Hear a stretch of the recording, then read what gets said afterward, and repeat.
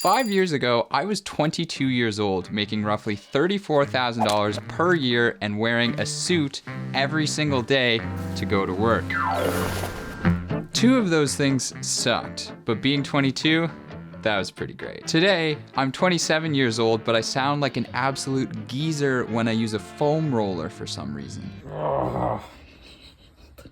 It hurt. Something is just not right with my back. But on the plus side, I'm now almost 25% of the way to my Freedom 35 goal, and I cleared over 6 figures worth of income last year. On top of that, I can wear whatever I want to work every day. All of this happened because I made the decision to get my financial life together. Isn't it time that you did the same? While I had known about the concept of financial independence and early retirement since I was about 18 years old, I couldn't put the knowledge into practice because, well, I had no money. At the time, I was a broke university student and the prospects of saving money just wasn't a reality. But once I started to work full time, this began to change. I got in on the ground floor of an investment advisory firm with a starting salary somewhere around $34,000 if my memory serves me correctly. This was not a lot of money to work with, especially in a high cost of living area. But honestly, that wasn't important. What was important was that I wanted to begin. I wanted to start a process that could change my life. 22 was actually a really difficult year for me. I had experienced a lot of major changes in my life and had a lot of ups and downs emotionally. Kind of like watching the Harry Potter reunion that just came out on HBO Max. When things get really dark and times are really hard, there's something about Harry Potter that makes life richer. It's a strong bond that we'll always have. We're family. And we will always be part of each other's life. Man, yep, that'll just punch you right in the gut, that one. So anyway, seeking clarity, I took a solo trip out to the mountains with the hope that maybe some altitude would do me some good. It was on this trip that I made a promise with myself that I would pursue financial independence immediately and aggressively. In fact, ever since then, I see the goal of financial independence the same way that a ravenous wolf sees a meal. And, well, ever since then, I've made rapid progress towards my goals, but reasonable progress. Progress I believe anyone can make. Look, I'm not somebody who bought a bunch of real estate properties at 18 years old or who had some very successful business ventures work out and make them rich at a very young age. I'm not speaking on anybody who has. That is absolutely amazing for them. But for me, I started small at 22 with a few simple steps and principles that I just continuously followed. And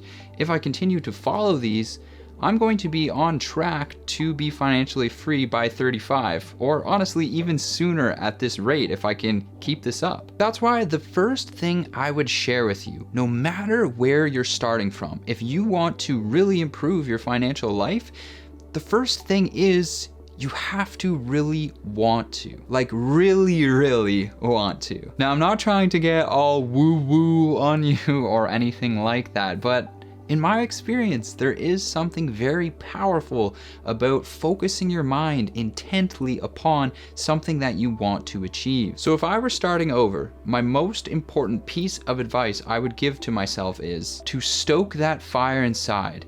Keep it burning hot and strong so that even when the storms threaten to snuff it out, there's always a flame flickering.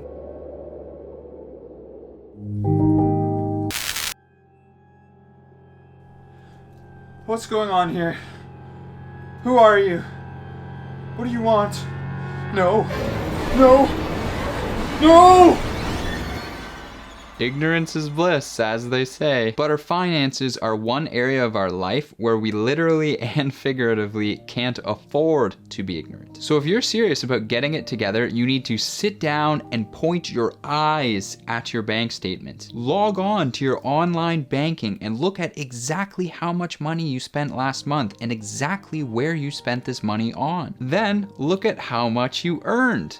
and then determine what's the relationship between those two numbers. Is it a good relationship or a bad relationship? I'm going to share a little secret with you that for me has completely changed the way that I look at budgeting forever. So here we are looking at a super simplified version of a business's income statement. You can see that they earn revenue from selling a product or service, and then they have expenses that they need to pay to actually run the business. After paying these costs, hopefully they have an amount of money left over. This is the business's profit. Now for us, you and I, our personal finances look like this.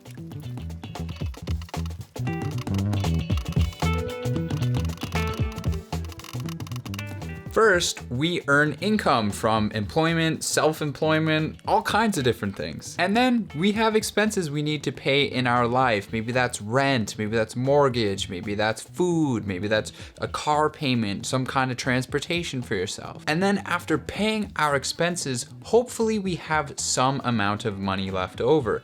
And this money we call our savings. So you can see that a business's finances are different from our own. Or are they? Actually, they're not. Is there really any difference between a business's profits and our savings? No, they are the exact same thing. We just use different terms for each one. But at the end of the day, all a profit is and all savings are is earning more income than the expenses that you pay. So instead of managing our money to think of it like saving money, why don't we think of it like a business? Why not every single month think that if we save money, then we've actually earned a profit in our bank accounts, a profit in ourselves? For me, this turned the boring, no fun way of looking at saving to something that was exciting and motivating. I wanted to earn this profit in my bank account every single month. So try it out and see if it changes anything for you.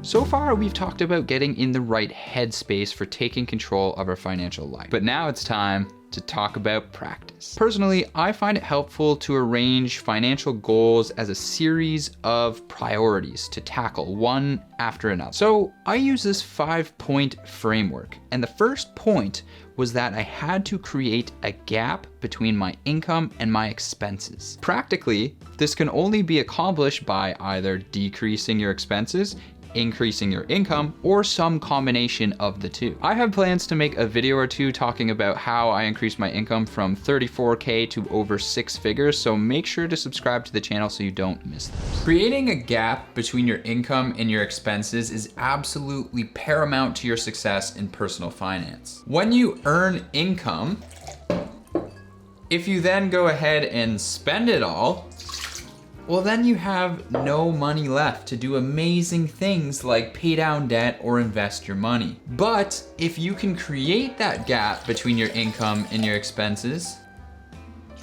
even just a small one, then you can use that money for amazing things. So let's say you do create that gap and you do have some money left over after paying your expenses, or in other words, remember, you've earned a profit.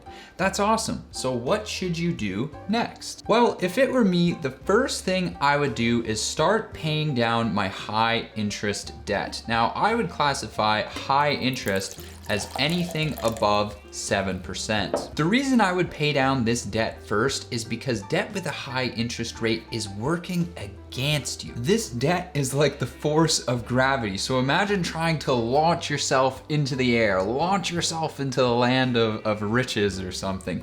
High interest debt is literally holding you back. It's holding you down. So if it were me, I would pay down my high interest debt as quickly and aggressively as I possibly could. After that was taken care of, with new money that I was able to save every single month, I would then use that to start building my emergency fund.